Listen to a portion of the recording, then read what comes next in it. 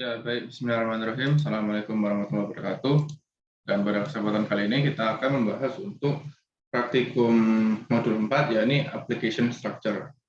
Di sini kita akan membahas mengenai pola desain struktur aplikasi dari Y2. Nah, ini mengenai pola desain MVC model view controller.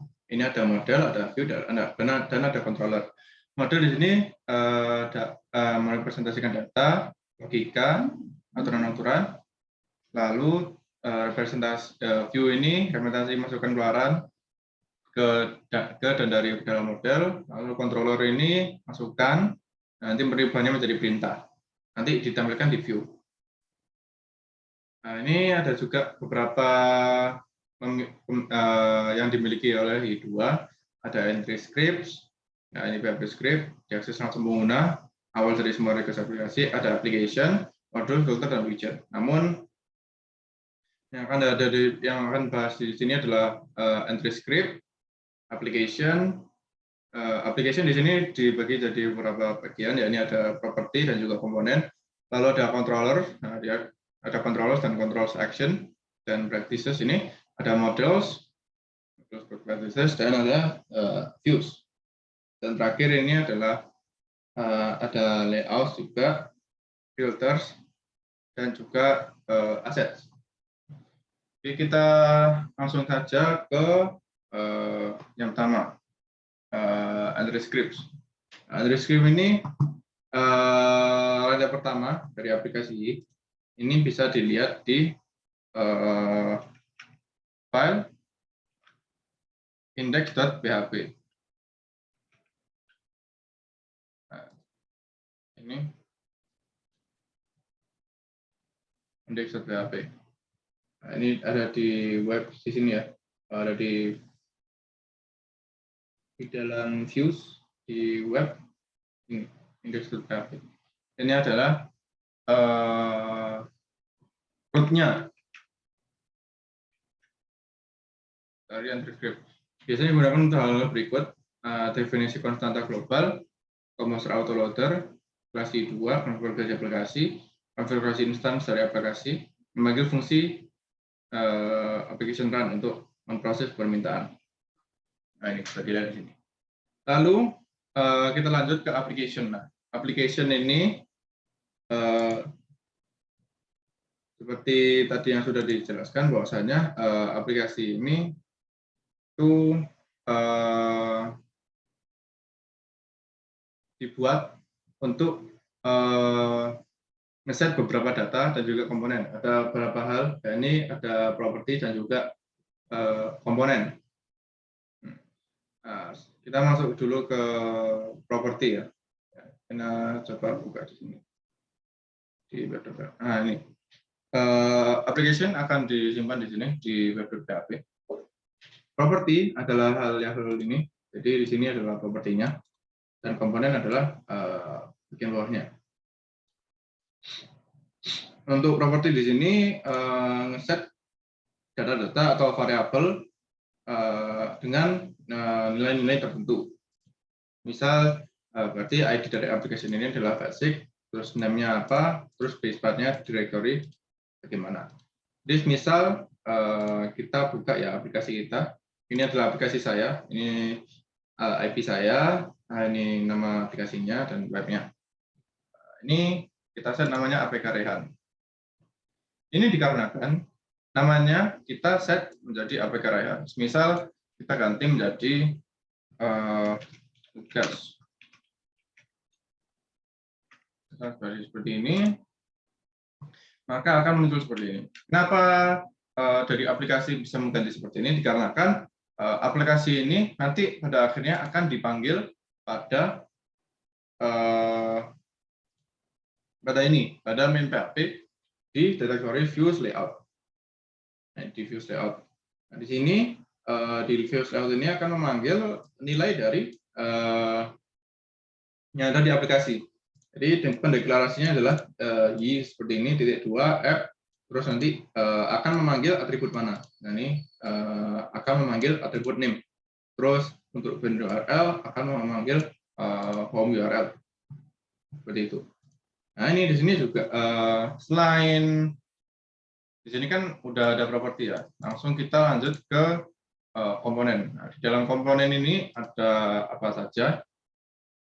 Nah, di dalam komponen ini itu menyediakan beberapa layanan. Jadi dalam suatu codingan biasa ini mungkin kita bisa bandingkan properti ini seperti atribut dan komponen ini seperti metode atau fungsi.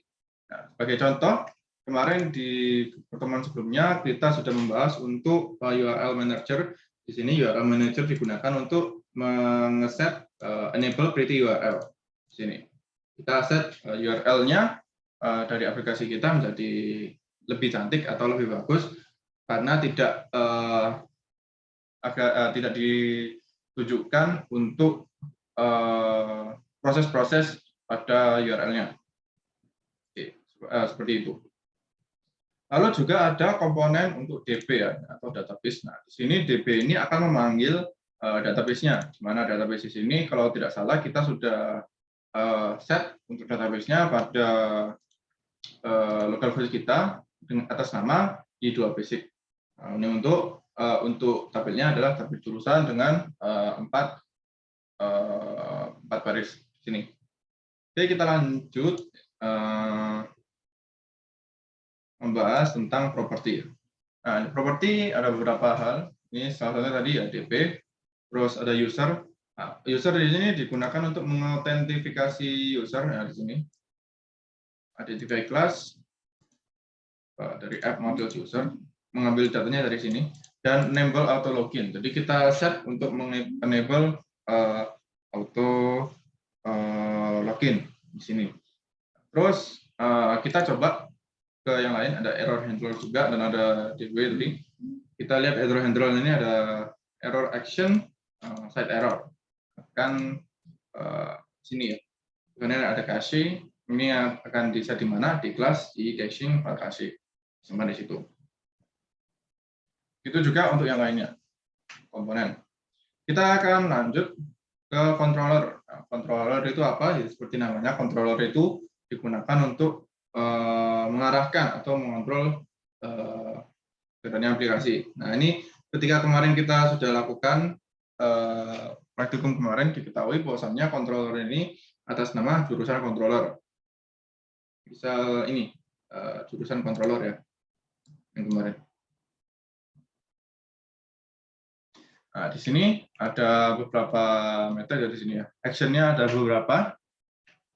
Nah, ini satu beberapa action. Action ID merupakan kata unik untuk digunakan untuk membedakan action satu dengan action yang lainnya. Nah, action ID ini dituliskan dengan format action ID.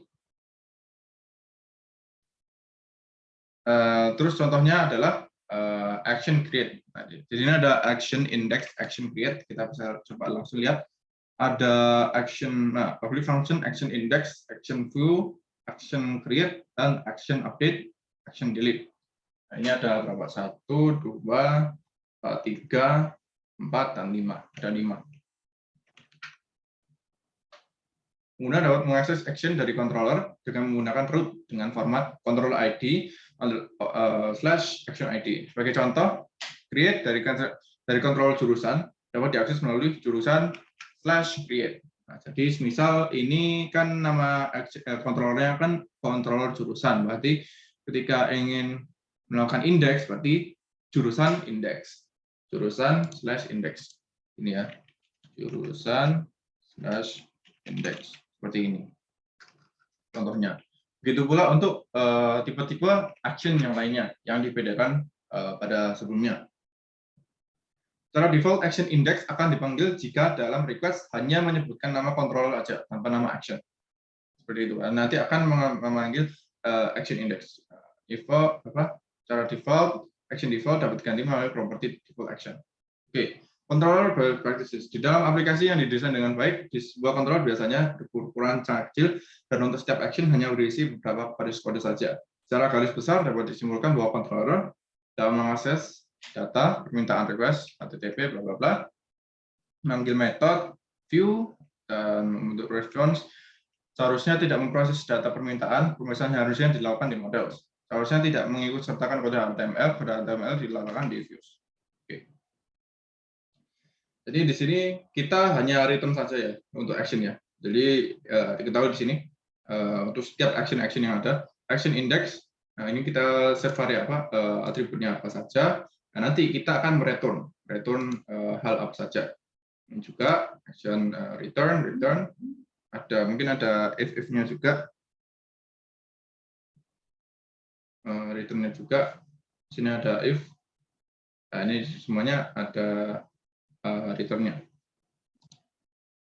Terus pemanggilan metode atau oh ya, tadi sudah ya untuk controller ya. Oke, sekarang kita akan lanjut ke modules. Di modules di sini adalah objek digunakan untuk representasi data, aturan-aturan bisnis dan lain-lain. Kita bisa lihat ini untuk modelsnya ya. Kita coba buka untuk models. Models. Nah ini models secara default ini untuk yang versi baru ini bisa dilihat di sini ya di directory models dan jurusan. Ini atas nama jurusan.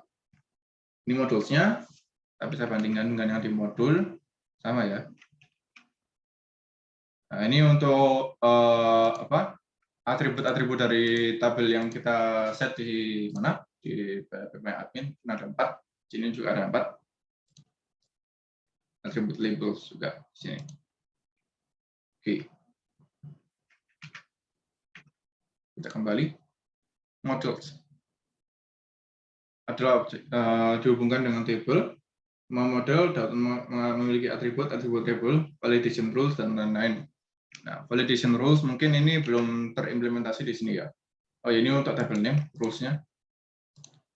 Rules di sini kita set nilai-nilainya, maksudnya untuk nilai setiap atributnya itu apa saja. Misal, oke, role yang pertama kita set untuk setiap untuk 4 kolom ini itu harus required atau dibutuhkan. Terus ini ID ini tipenya integer, nama jurusan itu tipenya string dengan maksimumnya ukurannya sampai 255, nomor telepon juga maksimum 15, email maksimum 50. Seperti itu. Seperti yang kita sudah buat kemarin ya. Untuk labelnya juga ini akan melabelkan tiap-tiap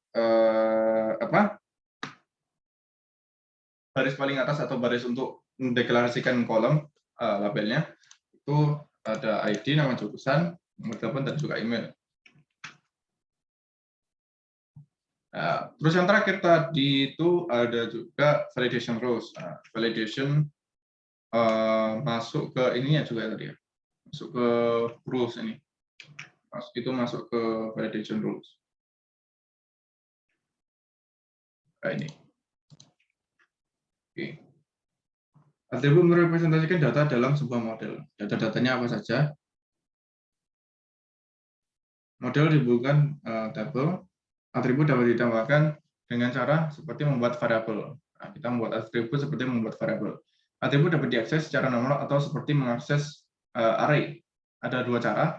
Yang pertama seperti yang y.2f ini, kita pakai panah kanan, tes, kemudian dengan berapa contoh, atau kita menggunakan seperti array. Ini. Kita ke model selanjutnya.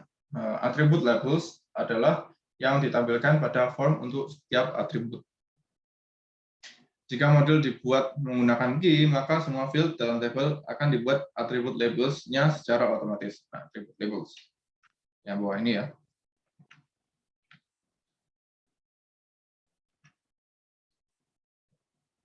Validasi. Setiap data untuk sebuah model yang diterima dari pengguna harus divalidasi terlebih dahulu. Nah, ini. Validation rules adalah yang ini, yang di rules tadi. Jadi kita set berapa rules-nya apa saja. Models. Secara besar sebuah model, base case-nya adalah berisi atribut, data bisnis, validation rules, metode-metode implementasi logika, seharusnya tidak mengakses request, session, dan environment data selain yang lain secara langsung. Ini dilakukan di model dan controller, tidak menggunakan HTML karena ada di views, dan tidak memiliki scenario yang terlalu banyak. Sekarang kita akan lanjut ke views. sini.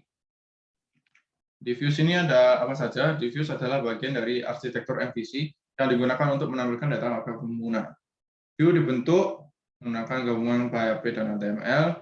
Makanya di sini ada PHP-nya, ada HTML-nya juga. Di kelas ini HTML. Lalu pertimbangan keamanan. Terapkan metode pemeriksaan yang menampilkan data yang dimasukkan oleh pengguna. Gunakan metode helpers encode. Menggunakan metode HTML verifier process. Oke, kita coba bandingkan ya yang ada di modul di sini. Oke, model ID breadcrumbs repo jurusan URL index. Oke, breadcrumbs this title jurusan view. Nah, ini sudah ada encode-nya ya di sini ya. Sudah ada encode di sini. This title. Ini secara default untuk penggunaan HTML.encode-nya. Untuk yang verifier digunakan untuk menampilkan data HTML. Tapi kita kata tidak ada HTML lain, maka tidak dilakukan. Oke, kita lanjut ke views. Sebuah view dapat dirender dipanggil dari controller. Nah, dari controller sebuah view dapat dipanggil dengan salah satu metode berikut. Ada render parsial, render ajax, dan render file. Jadi kita coba buka controller kita, apakah ada render di sini ya. Oke. Nah, di sini ada untuk fungsi rendernya di dalam controller kita, fungsi render saja. Nah, ini ada render, memanggil view, dan menerapkan layout. Di sini kita menerapkan layout semua ya. Jadi render ini yang ada di file controller menerapkan layout semua. Berapa views yang dirender dari sebuah controller yang sama harus diletakkan dalam sebuah direktori yang sama pula. Contoh, semua view yang dirender dari jurusan controller diletakkan pada direktori jurusan. Ya, itu. Jadi misal tadi kan untuk view ini diketahui untuk direktorinya adalah view jurusan, maka untuk semua view yang ada yang akan digunakan akan diletakkan di direktori sini, view jurusan. Oke, selanjutnya kita akan lanjut ke layouts. Kita ke views layouts main.php. Layout adalah view spesial yang digunakan untuk menampilkan bagian yang sama untuk semua atau beberapa views yang ada di sebuah GUI. Terdapat sebuah layout dengan nama main.php, tampilan umum yang dimunculkan pada setiap halaman dari sebuah aplikasi GUI seperti menu dan lain-lain. Oke, kita tadi ya pada UI kita tadi kan coba untuk mengganti akses ya. Bahwasanya untuk navbar ya, navbar bagian atas itu akan memanggil nilai pada config di sini ya, yang ada di config di sini. Akan memanggil dari sini. Contoh untuk yang app/kanan ini name akan memanggil yang ini, yang tugas framework ini dan sebagainya. Terus URL dan lain-lain. Nah, ini seperti ini yang user is guest, kita akan mengakses user, di sini akan user. Dan akan mengecek apakah adalah guest atau tidak. Seperti itu. Dan lanjut. Tadi untuk layout ya. Terus kita coba lanjut ke filter. Filter merupakan objek yang dieksekusi sebelum dan atau sesudah action pada controller. Filter dapat digunakan dengan meletakkan di dalam metode behaviors pada sebuah controller. Oke, kita buka controller kita buka behaviors. Nah, behaviors di sini adalah filternya. Ya, filter class name. Di sini adalah filternya. Contoh built-in filter yang sering digunakan adalah access control. Filter ini berfungsi untuk memastikan pengguna yang mengakses sebuah action memenuhi syarat tertentu. Oke. Built-in filter yang lain cukup berguna adalah HTTP cache, page cache, mengimplementasikan caching di sisi klien, page cache di sisi server. Oke, kita lanjut ke yang terakhir, yakni assets. Assets aplikasi ini merupakan file yang menjadi referensi dari sebuah halaman web. Assets. Nah, di sini ketika Anda buka site.css, nah ini di directory web CSS ini, oh maaf ini ya di atasnya ya. Nah, assets. Nah, di sini di directory web assets ini akan menyimpan beberapa file dengan nilai dari CSS dan juga JavaScript-nya ya, ada Y-nya juga. Untuk dapat digunakan, sebuah aset harus diletakkan pada directory yang dapat diakses dari internet. Pada aplikasi 2 direkomendasikan untuk mengelola aset menggunakan aset bundles. Oke, file tidak secara langsung diinputkan ke dalam view, aset bundles diinputkan pada view dengan memanggil register. Dengan cara ini, file aset yang asli tidak harus diletakkan pada directory. Oke. Jika ada perubahan, file aset misalkan setelah mengupgrade, file aset otomatis akan diperbarui. Note, widget akan secara otomatis menginputkan file aset yang dibutuhkan. Kita dapat menggunakan, jadi di view kita ya, font awesome asset extends asset bundle. Oh ya, ini kita ekstensi asset bundle akan menggunakan register untuk memanggil metode. Seperti itu. Oke, itu untuk introduksi kepada application structure-nya ya ini MVC dan beberapa hal lain. Oke, sekian dari saya. Kurang lebihnya mohon maaf. Akhirul kalam, wassalamualaikum warahmatullahi wabarakatuh.